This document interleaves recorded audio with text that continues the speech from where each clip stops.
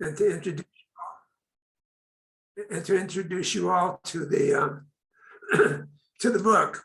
It's a book that was recently published in Mexico, so that's part of the reason that the Mexican ambassador is here. Although there are Irish connections with the US, Canada, and Mexico, over 35 million people in North America actually claim Irish descent. Most of them know very little about Ireland's history. You know, in Mexico, we know the story, of course, of the San Patricio Battalion, the soldiers of St. Patrick, who fought on the Mexican side when that country was being invaded. But you know, very little else about Ireland do the folks here know. And while in Ireland there are a few books which deal with women, and you know, Paulina pointed that out. You know, she's taught that subject for many years, including Margaret Ward's wonderful biographies and Sinead McCool's No Ordinary Women. There's a dearth of books that are both affordable and accessible to students. You know, most of them are written for an academic audience. Here in Mexico, they cost, you know, more than $40, which is you know, something that none of my students can afford. So I think this book fills a niche in that sense. The other goal I had when I was writing this book was to integrate the lives and stories of these women with the day-to-day activities of the Rising itself, and to make it, as Elfriede noted, an exciting narrative that would appeal to young readers, as well as to more sophisticated readers and history majors. So this morning, you know, taking the advice from Maury, I'll share some of the stories that I discovered over the past 3 years, researching in Irish military archives and reading women's journals and eyewitness testimonies from the early 20th century. 1916 was a famous year, as Charles Dickens would say. It was the best of times, it was the worst of times for the Irish. The liberal British government had finally, after 300 years of tyranny, considered offering home rule to Ireland, making it, like Canada, a self-governing part of the British Commonwealth instead of an exploited colonial possession. The problem was that many English settlers in the North refused to accept that, as did most of their conservative sympathizers in Parliament. So when British officers stationed in the North threatened mutiny and civilians imported thousands of rifles and millions of rounds of ammunition, the Home Rule Bill was in jeopardy. Meanwhile, World War II, the war to make the world safe for democracy, well, how did that work out? World War I, rather, the war to make the world safe for democracy had begun. The British needed Irish soldiers who were enlisting.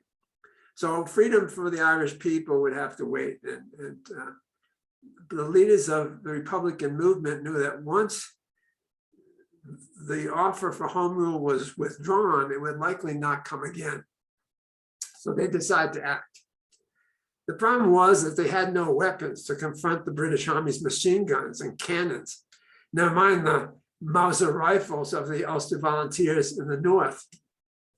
Fortunately, there was a woman who would appear who would solve this problem, and her name was Molly Childers. Now, Molly Childers grew up in Beacon Hill in Boston. Her family came over on the Mayflower. They were wealthy.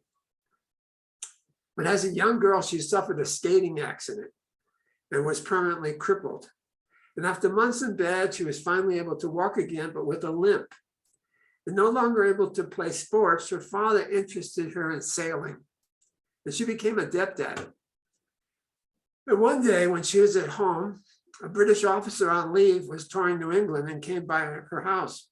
His motorcycle had broken down, and he needed to borrow a spanner, or as we Americans say, a wrench.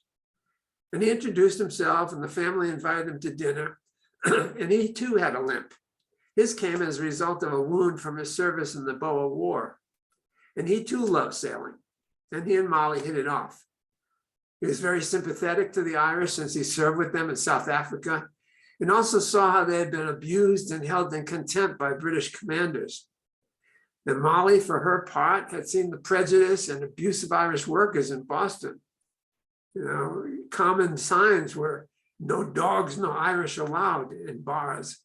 Common signs in the newspaper, or ads in the newspaper for help wanted was no Irish need apply. So Molly had seen this. And when they heard of the problems in Ireland, they were sympathetic.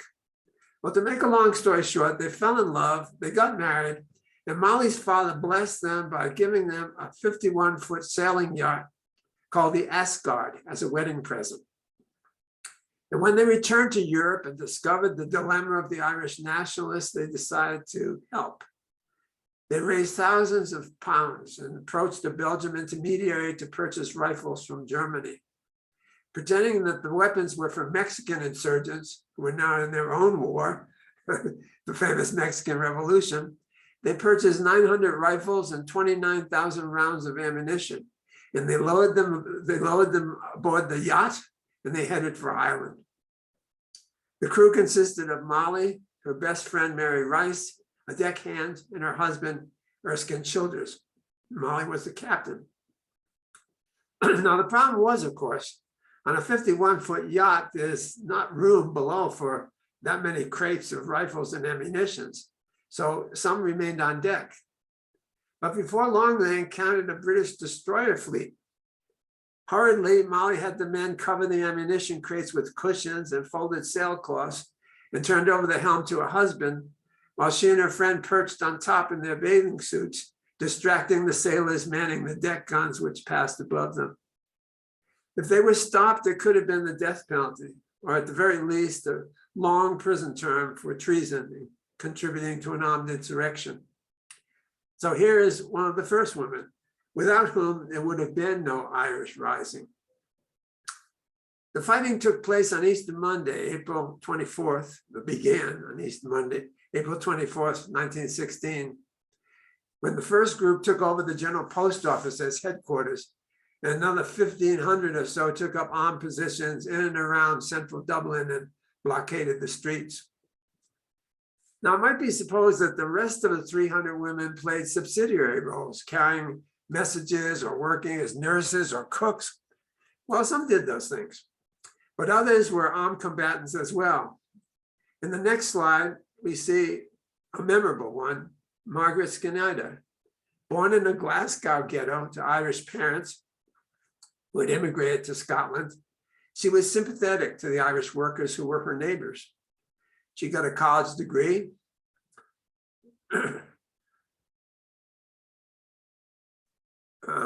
She worked as a mathematics teacher. She joined the Women's Defense League.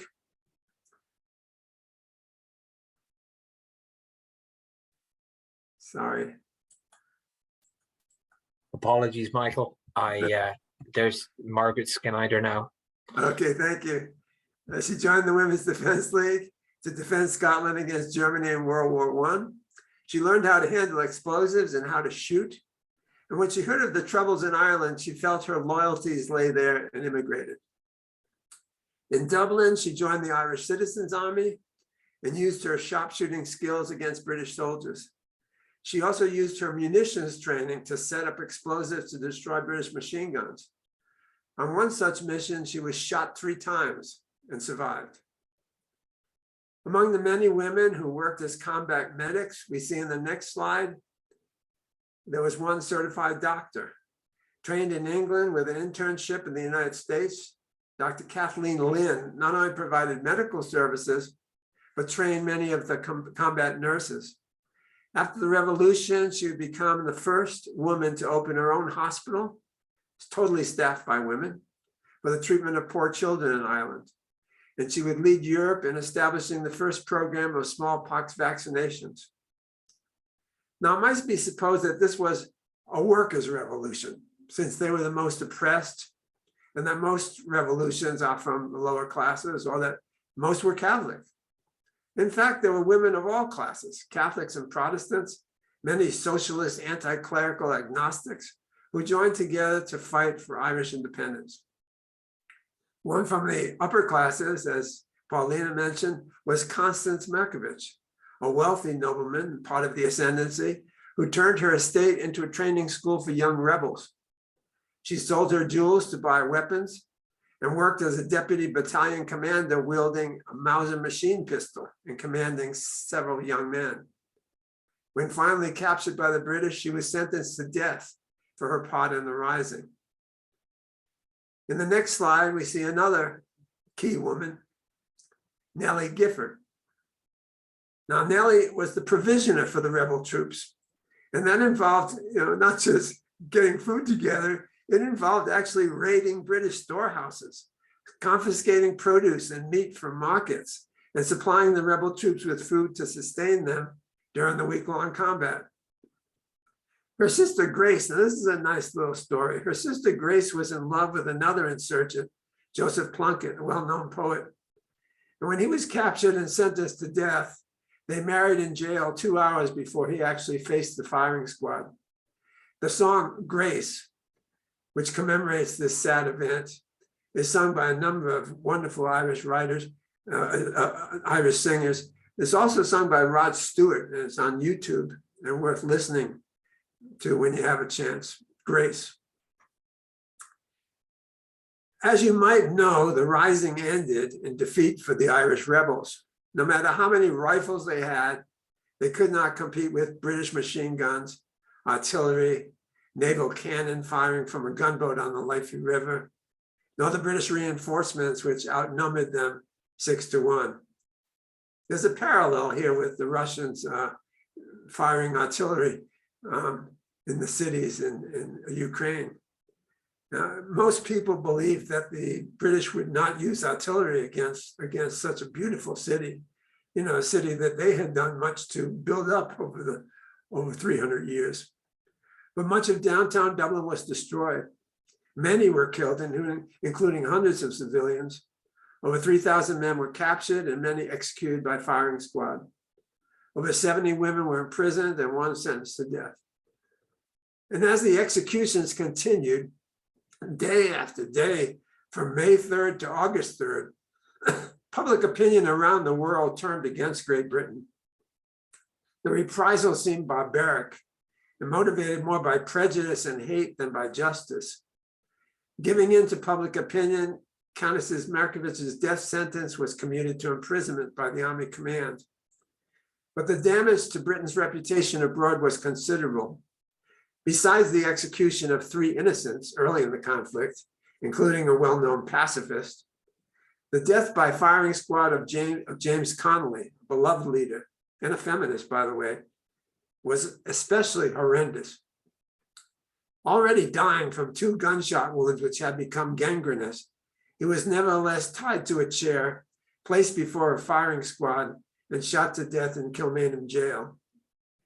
Even the British soldiers in the squad were repulsed. We can see his daughter in the next slide, Norah Connolly. Now, Norah would escape and travel to Boston, where she regaled Irish-American crowds with the bloody details of British reprisals, and was able to raise over $100,000 to support the Sinn Féin independence movement, which would continue, this time as a guerrilla war. The British, their reputation already suffering as news of concentration camps in South Africa became common knowledge, and concerned with new labor protest movements at home, ultimately would relent and give in to world opinion. And the Irish would yet see their independence become a reality despite their defeat in combat. For the women that sacrificed so much, as Pauline pointed out, the freedom they had envisioned would not come easily. It was not until 1948 that their combat records were even included in the military archives, when an alert officer noted that many of the veterans of the Rising were dying off. They were invited to Army headquarters to record their oral histories. And it's from these records that I derive many of the narratives that appear in the book. Some of them accomplished a great deal after the Rising was put down. After serving their prison sentences, many went on to have brilliant careers.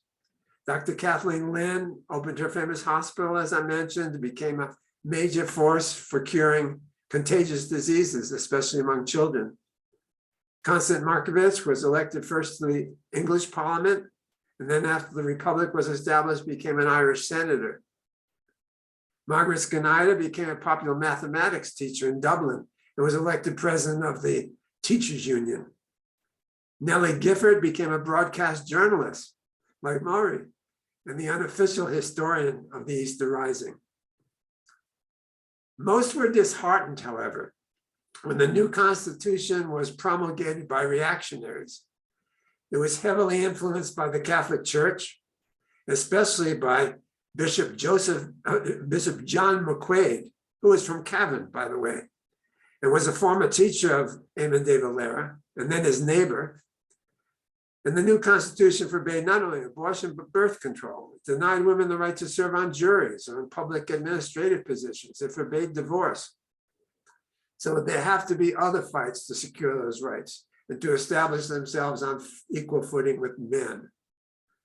Unable to buck the conservative legislature, they finally took to the streets and voted en masse for referendums, which overturned many restrictive provisions of the Constitution and secured those rights. Today, Ireland leads the world with women in administrative and government positions. It is the only country which has had back-to-back women presidents. It has more women CEOs than any other European nation. But more importantly, it leads the world in intersectional feminism, working not just to ensure the opportunities for middle-class women, but for all women, regardless of economic or social status, including newly arrived immigrants from war-torn nations. And now, as we return to the present, I'd like to close with a few words of how I actually came to write this book. Many years ago, my daughter Melissa was attacked by an aggressive pit bull. She was 5 years old and living in Boulder, Colorado, in an upscale and what we thought was a very safe neighborhood. Her mother was cooking dinner and keeping watch out the window while Melissa was playing in the backyard. And suddenly a pit bull on the loose jumped the fence and attacked her. Before her mom could react and come to her rescue, the dog had savagely torn up the child's face. Throughout her youth and adolescence, Melissa would go through 30 painful facial surgeries. She would be mocked by other kids for her deformity. She would suffer both physically and psychologically. But she came through all those years with her pride, her courage, and her sense of herself intact. She went to the University of Colorado. She spent her junior year abroad in Ireland, studying at Trinity University and working with both Catholic and Protestant women during the bloody conflict between the British-dominated and Protestant North and the independent and largely Catholic South. She graduated with honors, and her honors thesis was the possibility of peace in the region if only women from both sides could come together.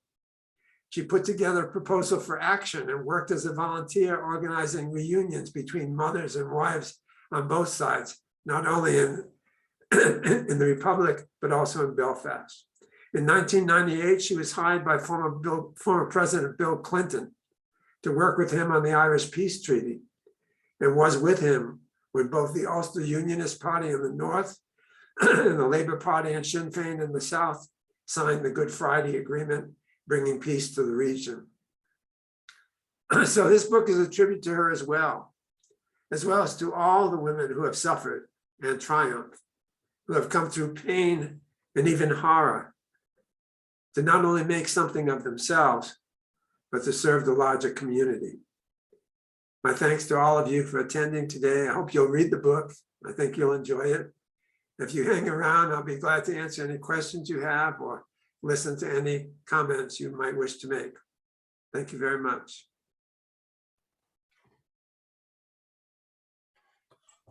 Thank you, Michael, for that inspiring and interesting presentation. And I'm going to stop sharing and I'm going to stop recording. So if anybody has any questions,